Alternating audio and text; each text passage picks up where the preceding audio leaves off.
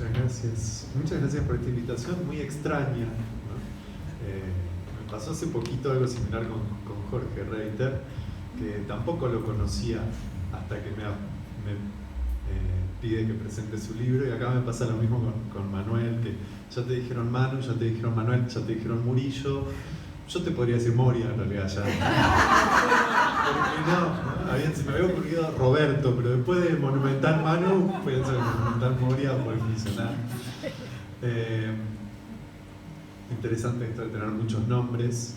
Para mí también es un poco un misterio cómo llego acá. No sé cómo estoy acá presentando este libro, pero resulta que resoné con algo de lo que decían recién con Paula también, que tiene que ver, ustedes hablaban de la amistad que los une, y yo pensaba cómo la amistad ha sido históricamente para el pensamiento occidental, podríamos pensar en el pensamiento griego, la amistad ha sido el territorio del pensamiento.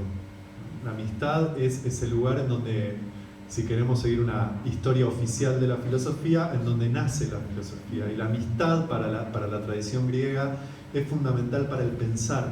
Uno piensa en la amistad. La amistad es ese territorio. Entonces, de alguna manera, me resultaba muy afectuoso el modo en que se presentaban, pero yo sentía que ya era parte de eso. No tenía ganas de sentirme parte de esa trama, porque pensar también es vincularse desde un modo de la amistad, ¿no? Hay un trabajo ahí. Efectivamente yo tengo esa sensación que para poder pensar hay que entramarse amistosamente con las personas, con las lecturas, con los libros, con los pensamientos, con los conceptos, ¿no? Y esa amistad nunca es sin debates, sin tensiones, sin diferencias. Bueno, otra cosa que yo nunca hago cuando me invitan a presentar libros o a hablar es escribir, y después cuando estoy subiendo al escenario digo, ¿por qué no escribí un par de páginas?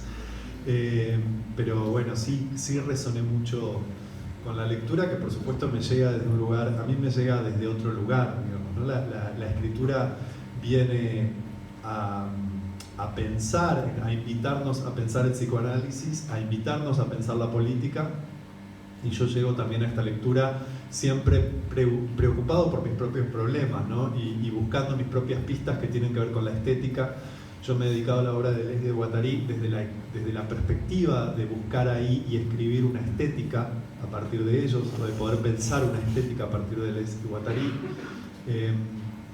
Y entonces, por supuesto que el libro me resuena en mi zona, me reverbera en mis afinidades, digamos, ¿no? Y encuentro que en el libro de Manu hay estas pistas, aunque no estén nombradas de esa manera, ¿no? En principio aparece el territorio del psicoanálisis, aparece el territorio de la política, y yo en realidad encuentro ahí también todo el tiempo una reverberación con una experiencia estética. Una experiencia estética que empieza en la misma edición del libro.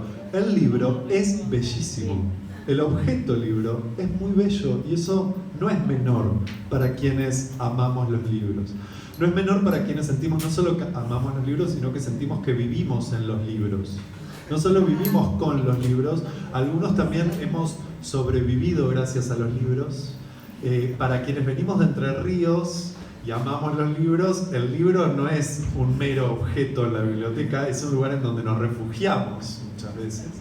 Entonces valoramos mucho los libros tan cuidados, ¿no? tan bellos.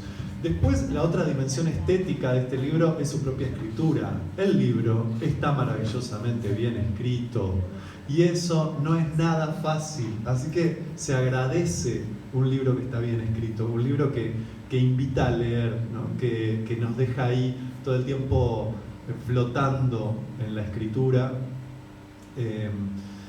Y esos son casi, podríamos decir, los detalles. Cuando yo nombro eso como parte de la estética, son los detalles. Estética en esta escritura se pone en juego en muchos otros sentidos, ¿no? Fundamentalmente en el trabajo delicado entre las formas y las fuerzas, que siento que es un modo donde Manuel trata de conceptualizar e inscribir esta tensión del deseo y lo social en el pensamiento de Deleuze y Guattari, que es todo el tiempo en torno a las formas de opresión y a las fuerzas revolucionarias. Si quisiéramos construir otro par de polos, ¿no?, en todos estos polos que el libro va retomando del pensamiento de Deleuze y Guattari.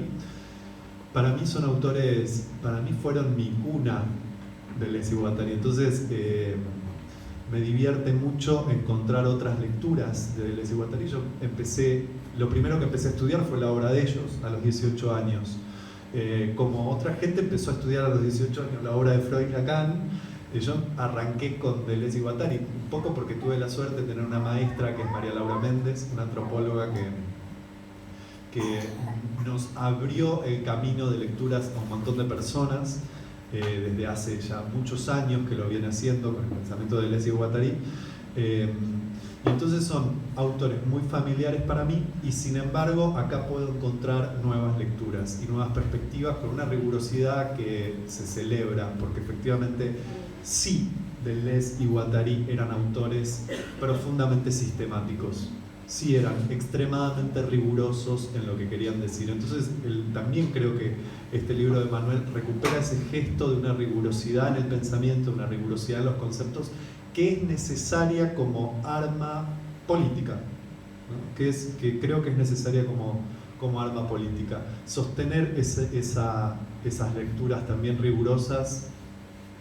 Y después de escuchar estas dos primeras presentaciones y de resonar mucho con esta pregunta que está todo el tiempo de fondo, y que eran las preguntas sobre cómo puede ser que el deseo desea su represión, cómo puede ser que deseamos nuestra esclavitud como si fuera nuestra libertad, esa expresión que está en Reich, pero que Reich también toma, podemos decir, y Deleuze y Guattari fuertemente lo toman de Spinoza, que es una pregunta que estaba en la teoría política espinosista, ¿no? ¿Cómo puede ser que deseemos nuestra esclavitud y la defendamos como si fuera nuestra libertad? Yo claramente me quedaba pensando en dos o tres formulaciones y elaboraciones que siento que Manuel va tirando para abrir, y sería... Me parece que acá hay una clave, que es que ni Deleuze y Guattari ni Manuel se preguntan qué es o por qué, ¿no? No es qué es esta esclavitud, por qué seguimos esclavizados y esclavizadas, sino que la pregunta que está en Deleuze y Guattari todo el tiempo y que está en este libro también es ¿cómo funciona esto? Y cuando nos preguntamos cómo funciona, lo que podemos hacer es buscar otros modos de funcionamiento, ¿no? Creo que esa es la gran operatoria política, teórica política, de dejar de preguntar por qué y preguntarnos cómo funciona. Este libro es, así como decía Paula, una guía para pensar esos cómo funcionan, ¿no? ¿Cómo funciona el capitalismo? ¿Cómo funciona el deseo? ¿Cómo funciona este campo social en el que nos inscribimos? Y a su vez Manuel va abriendo todo el tiempo estas preguntas de cómo puede funcionar, qué otras cosas pueden funcionar. En un momento lo hace cuando está hablando de las máquinas deseantes, y a mí me parece maravilloso esto que él señala. Así leo dos o tres pistas que a mí me encantaron, ¿no? La perspectiva de la máquina, de este concepto de máquinas deseantes de Deleuze y Guattari, es a la vez infrapersonal y suprapersonal.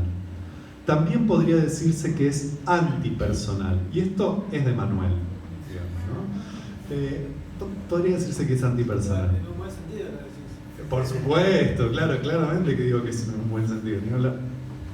Todo el esfuerzo de Deleuze y Guattari de analizar el funcionamiento de las máquinas se dirige a construir una mirada que no parta del yo ni se dirija al yo. Yo creo que acá hay una inmensa apuesta a salir tanto del deseo entendido edípicamente y narcisistamente, como de lo social entendido como eso sobre lo que hay que operar una transformación, como algo así como una revolución, ¿no? Ahí hay una pista hermosa que es lo infra y lo suprapersonal. Ahora voy a volver a eso. Hay otra pista que a mí me encanta, les voy tirando pistas para que se compren el libro, digamos, ¿no? para que lo lean. Yo siempre creo que la presentación de un libro, básicamente al presentador lo que le toca es venderlo.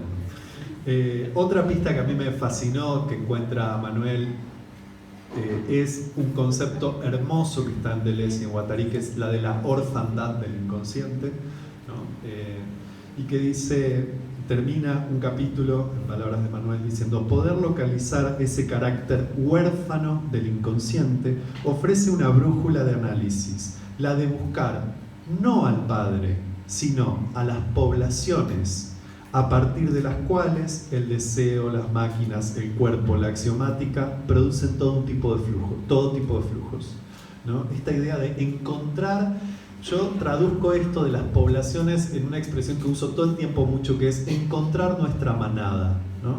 Y nuestra manada es nuestra manada de raros y de raras, ¿no? Un poco como la era de hielo, ¿vieron? En donde se arma una manada que no es de todos iguales, sino de todos diferentes. Bueno, un poco a eso refiere, ¿no? Y hay otro momento que me encanta de cómo lo escribe, especialmente cómo lo escribe, ¿no? Manuel, que dice: desplegar un combate interior para no dar ninguna batalla afuera, o un combate exterior para no dar ninguna batalla adentro. Esto es lo que él está criticando, ¿no?